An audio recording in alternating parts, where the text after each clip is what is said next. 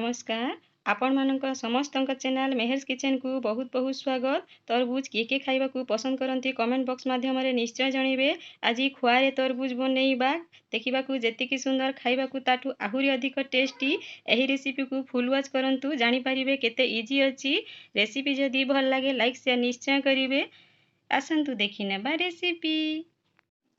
तो से मु गैस ऑन करिकी कढ़ई बसई 1 लिटर क्षीर पकई नहीं से 80 रु 100 ग्राम चीनी पकई नेबा। 3 चामच देसी घी पकई नेबा। फुल क्रीम सहित मु क्षीर नहीं तले न लगिबा पई कंटिन्यूअसली एमती घांटी नेबा। 25 रु 30 मिनिट एमती घांटी सारला परे राबिड़ी स्टेज रे आसिकी पहुंची सारी।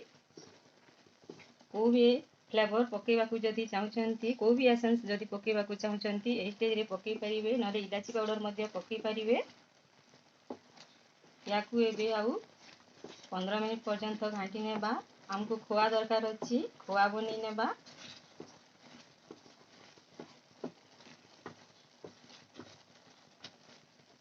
एबे गैस को लो टू मीडियम रे रखिकी घांटी नेबा।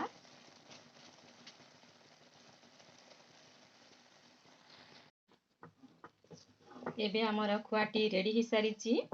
गैस को ऑफ करी गोटे बाउल को काढ़ी देबा आउ फ्रिज रे 10 रु 15 मिनिट पाई छाड़ी देबा। हाथ रे टिके चेक कर नेबा। हाथ रे मध्य किछि लागुनी एमती गोल गोल करले जानिबा खुआ हमर रेडी ही सारी। एबे हमर खुआ ठंडा ही सारी। ताकू 3 भाग कर नेबा।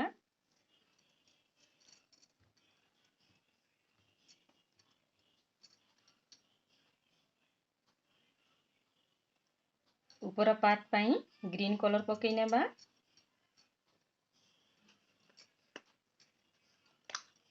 वाटरमेलन मझिरे जो थाए रेड कलर टिके रेड कलर पकई नेबा। मझिरे जो थाए व्हाइट कलर ताकू को कलर भी पकेबानी। वाटरमेलन रो तीनोटी पार्ट्स हमकु हे सारी। ग्रीन रेड आउ व्हाइट। रेड रे हमें किछि मंजी पाई कला राशि यूज करनेबा। या को एबे भलो भाबे मिक्स कर देबा। रेड कलर खोआ आउ राशि को भलो भाबे मिक्स कर देबा।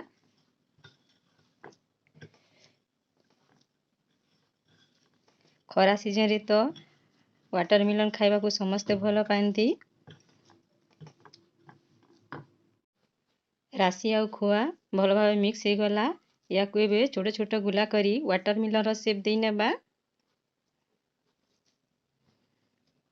रेड कलर सारला परे ग्रीन कलर को मध्य छोटे छोटे गुला कर दे नेबा।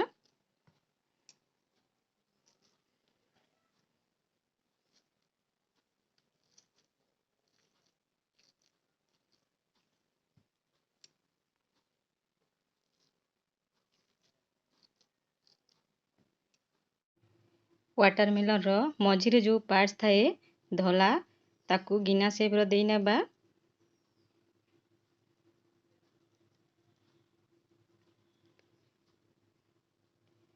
ता उपरे रेड कलर भीतर दे नेबा।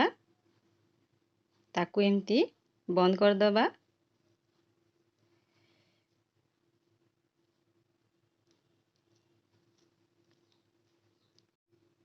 रेड कलर खोआ को बंद कर सारला परे ग्रीन कलर को मध्य गिना शेप रो दे नेबा। ता उपरे दे नेबा।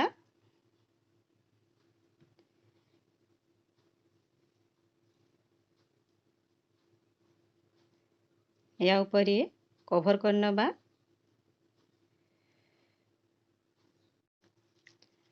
आलू रो स्टफिंग जेमती भरू सेमती करी गुला कर नेबा।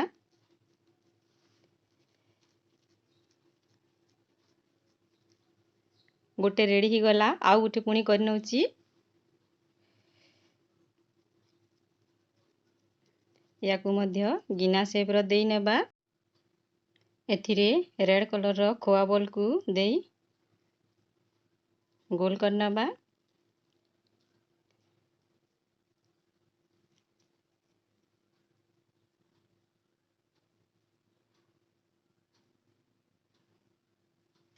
ତାପରେ ଗ୍ରୀନ୍ କଲର୍ ପାର୍ଟସକୁ ଉପରେ ଦେଇନେବା।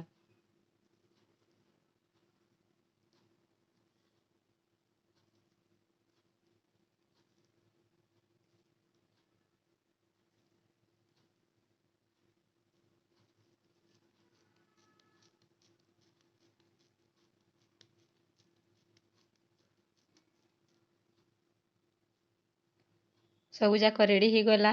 ଏବେ ୟାକୁ ଗୋଟେ ପ୍ଲେଟ୍ରେ ରଖିକି ଫ୍ରିଜ୍ରେ 10 ରୁ 15 ମିନିଟ୍ ସେଟ୍ ହେବା ପାଇଁ ଛାଡ଼ିଦେବା। ଏବେ ତରଭୁଜ ମିଠା ବିଲକୁଲ ରେଡ଼ି ହେଇସାରିଛି। କାଟିବା ପାଇଁ ଗୋଟେ କାଟି ନେବା।